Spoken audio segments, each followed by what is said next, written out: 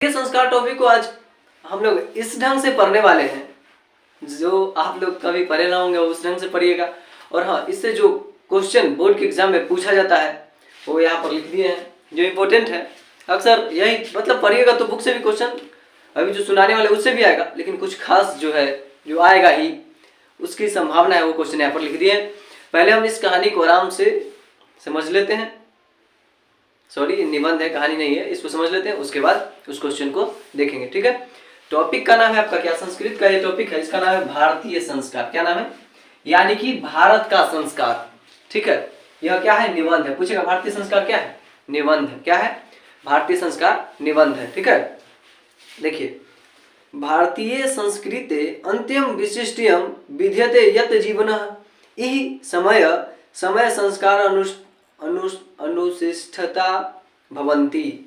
भारत के संस्कृति में एक विशेषता विद्यमान है जो यहाँ समय समय पर संस्कारों को संपादित होता है, मतलब करता है। ठीक है,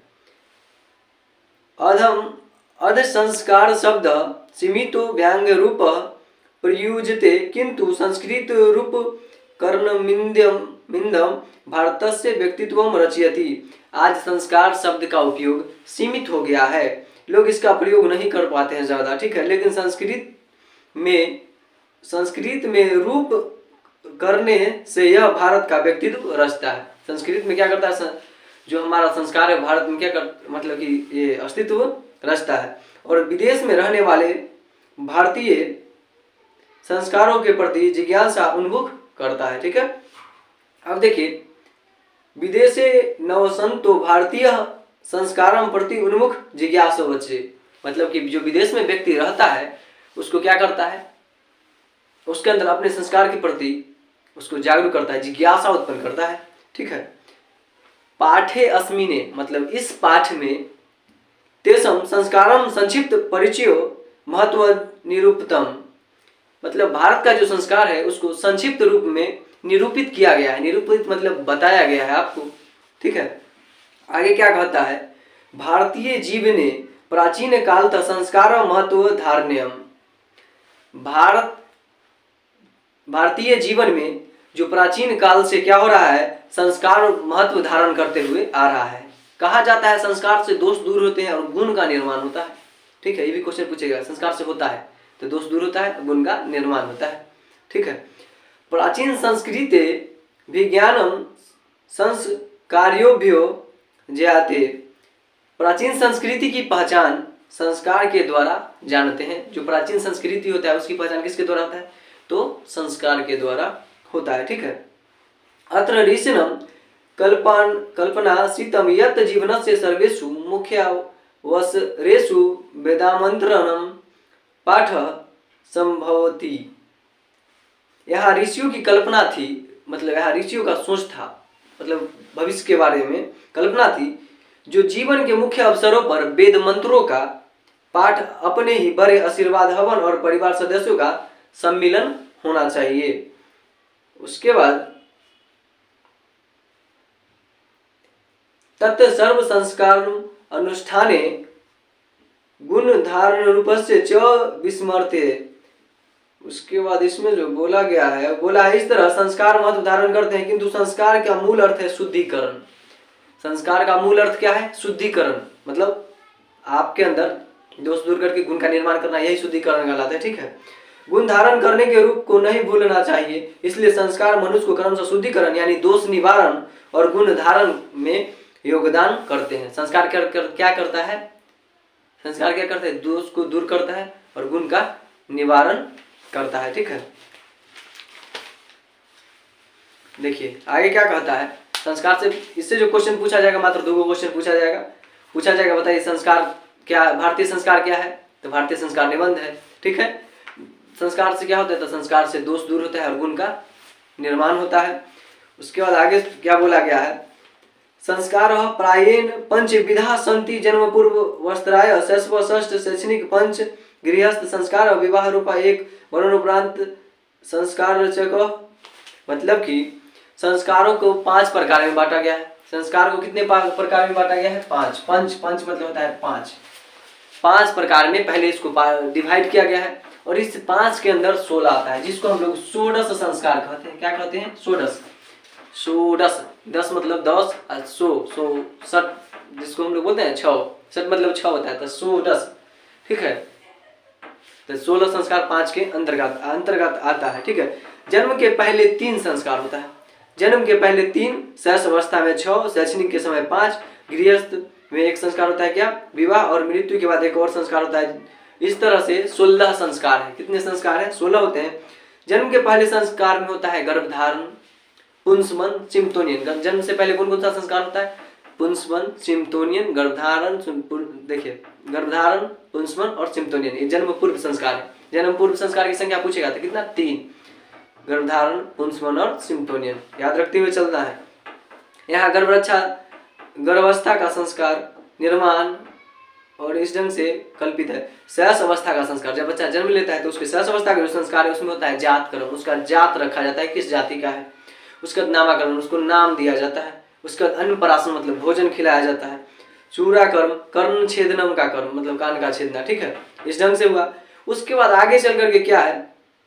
शिक्षा संस्कारेषु अक्षरारंभम, उपनयम, वेदारंभ के शांत और समावर्त नियोचित संस्कार प्रकलिप्त, यानी कि शिक्षा संस्कार में पहला होता है अक्षर आरंभ। शिक्षा संस्कार में पहला क्या होता है? अक्षर आरंभ मतलब अक्षर का लिखना सीखना। ठीक है, उसके बाद क्या होता है? योग पवित, वेद आरंभ मतलब वेद मतलब होता है मोटी किताबों का पढ़ना शुरू करना, वेद आरंभ। ठीक है, केशों को कटवाने वाला कर्म और समावर्तन संस्कार की कल्पना है। अक्षर आरंभ में अक्षर लेखन, जब बच्चा अक्षर आरंभ करता है तो उसमें अक्षर लिखा जाता है। शिशु प्रारंभ करते समय उपनयन संस्कार में गुरु के पास ले जाने वाला संस्कार है। गुरु अपने घर ले जाता है। ठीक है, और गुरु अपने शिष्य को घर ले जाते हैं। वहां शिष्य शिक्षा का नियम का क्या करता है? पालन करते हुए अध्ययन करता है, मतलब कि पढ़ाई करता है। उस समय में ब्रह्मचार्यत्व समाहित है। प्राचीन काल में पूछा जाएगा शिष्य को क्या कहा जाता था? ब्रह्मचारी। ये क्वेश्चन बहुत ट्रेंडिंग में चलता है। ठीक है, प्राचीन काल में शिष्य को क्या कहा जाता था? तो ब्रह्मचारी। ठीक है, इस प्रकार शिष्य प्राचीन काल में ब्रह्मचारी कहलाते थे। गुरु के घर में ही शिष्य वेद को आरंभ करते थे, मतलब पढ़ना शुरू करते थे। पुराने समय में, प्राचीन काल में वेदों का महत्व सबसे अधिक था। प्राचीन काल में पूछेगा वेद का महत्व किस समय था? तो प्राचीन काल में।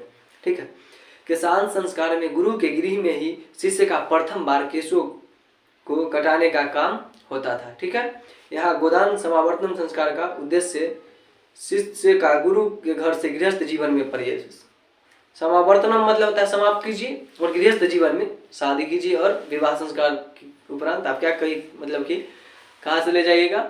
गृहस्थ जीवन में प्रवेश करते हैं। ठीक है, और जो शिष्य होता है जब समावर्तनम संस्कार होता है, मतलब कि लास्ट होता है, पढ़ाई वढ़ाई करके जब घर जा रहा होता है तो गुरु उसको क्या अपना उपदेश देकर के घर भेजते हैं। उपदेश में बहुधा जीवन का धर्म प्रतिपादन कैसे होता है, सत्य बोलो, धर्म पर चलो, स्वयं अध्ययन करो मतलब खुद पढ़ो, ये सब बता करके अपने शिष्य को गुरु घर भेज देते हैं। ठीक है, उसी ढंग से आगे क्या कहता है?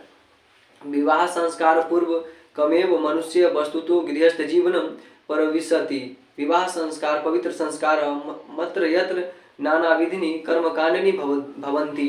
ठीक है, विवाह संस्कार के पूर्व भी मनुष्य वास्तव में गृहस्थ जीवन में प्रवेश करता है। पूछेगा क्वेश्चन, मनुष्य गृहस्थ जीवन में कैसे प्रवेश करता है? तो विवाह संस्कार के बाद। ठीक है, पूछेगा शिक्षा संस्कार का अंतिम क्या है? तो समावर्तनम, समाप्त कीजिए, बात खत्म। ठीक है, विवाह पवित्र संस्कार है। विवाह कैसा संस्कार है? पवित्र संस्कार है, ऐसी मान्यता है, लोग मानते हैं। ठीक है, जहाँ अनेक प्रकार के कर्मकांड होते हैं उसमें है क्या? बागदान होता है, मंडप का निर्माण होता है, वधु घर में वर पक्ष का स्वागत, वर वधु का परस्पर निरीक्षण, कन्यादान, अग्नि स्थापन, हाथ पकड़ना, धान के लावे से किया जाने वाला हवन, विवाह में पति के साथ पत्नी का 7 बार अल्पना विशेष के पैर देना, सिंदूर दान आदि सब क्या है? जगह समान रूप से विवाह संस्कार का आयोजन होता है। सभी ढंग से, इसी ढंग से हिंदू धर्म में शादी का मतलब रीति रिवाज है। इसके बाद गर्भधारण आदि संस्कारों को फिर से दोहराने पर जीवन चक्र घूमता है। मरने के बाद शव को अग्नि में जलाने का अनुष्ठान होता है। इस प्रकार भारतीय जीवन दर्शन में महत्वपूर्ण स्रोत क्या है? संस्कार है। भारतीय जीवन में क्या है? संस्कार का बहुत महत्व है। देखिए, जब व्यक्ति मरता है तो उसको बोलते हैं अंत्योतिष्ठ संस्कार। अंतिम संस्कार सुने ना, उसी को बोलते हैं क्या? अंत्योतिष्ठ संस्कार। ठीक है, यही था इस चैप्टर के अंदर में, और कुछ नहीं था। उससे पूछे जाने वाले क्वेश्चन ध्यान से सुनिएगा और आपका पूरा क्लियर होने वाला है। पहले तो संस्कार कितने थे, तो 5 प्रकार के संस्कार होते हैं। उस 5 में कौन कौन था, क्या था, 5 में था पहला जन्म पूर्व, उसके बाद शास्त्र संस्कार, शिक्षा संस्कार, विवाह संस्कार, उसके बाद क्या था अंत्योतिष्ठ संस्कार। ठीक है, तो देखिए संस्कार जो 5 प्रकार में है, इसमें भी 5 प्रकार में क्या है, संस्कार 16 है। पहला है जन्म पूर्व। जन्म पूर्व में 3 गो संस्कार था, कौन कौन है, गर्भधारण, पुंसवन और सिम्टोनियन। उसके बाद क्या है शास्त्र संस्कार, शिक्षा संस्कार, जिसमें क्या शास्त्र संस्कार है, जिसमें क्या होता है जातकरण, नामाकरण, अन्नप्राशन।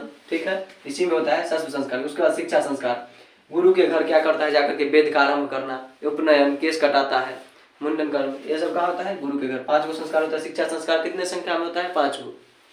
अगला पूछिएगा विवाह संस्कार कितने हैं। आप कब गृहस्थ जीवन में प्रवेश करते हैं, तो विवाह संस्कार के बाद क्या कहाँ पर प्रवेश कीजिएगा, गृहस्थ जीवन में।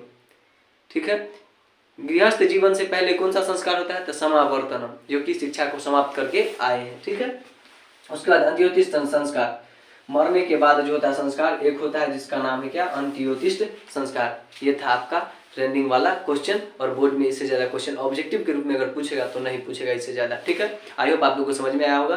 मिलते हैं नेक्स्ट वीडियो में नेक्स्ट टॉपिक के साथ, और आप लोग आई होप अच्छे ढंग से पढ़ाई कर रहे होंगे, क्योंकि एग्जाम बहुत ही जल्द आने वाला है। जय हिंद।